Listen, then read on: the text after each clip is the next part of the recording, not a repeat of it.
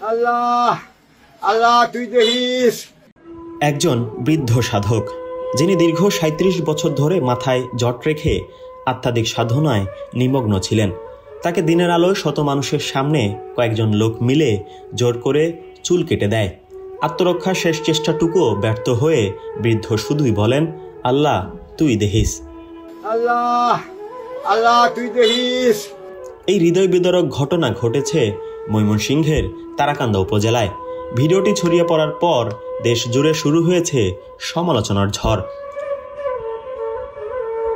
হালিমউদ্দিন আকন্দ ময়মনসিংহ জেলার তারাকান্দা উপজেলার কোদালিয়া গ্রামের বাসিন্দা। স্থানীয়ভাবে তিনি হালিম ফকির নামেই পরিচিত। এক সময় পেশায় কৃষক ছিলেন, পরে ধর্মীয় সাধনায় মন দেন। তিনি ছিলেন হযরত শাহজালাল ও শাহপরাণ রহমতুল্লাহ আলাইহির ভক্ত এবং তরিকায়ে নকশিয়াবন্দিয়া ধারায় আস্থাশীল। তার মাথায় ছিল দীর্ঘ ৩৭ বছরের জট।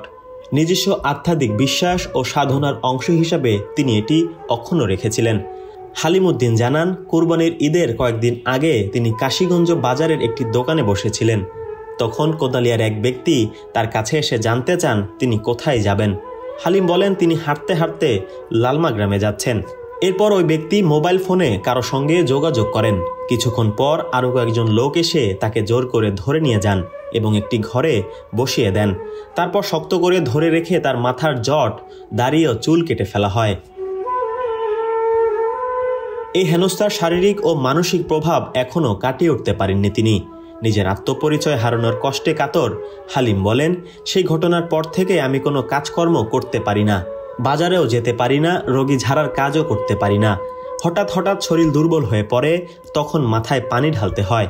এই ঘটনায় প্রশাসন জানান, অভিযোগ পেলে আইনি ব্যবস্থা নেওয়া হবে। আর মানবাধিকার সংগঠন আশোক এই ঘটনাকে বেআইনি ও ব্যক্তিমর্যাদার লঙ্ঘন বলে নিন্দা জানিয়েছেন।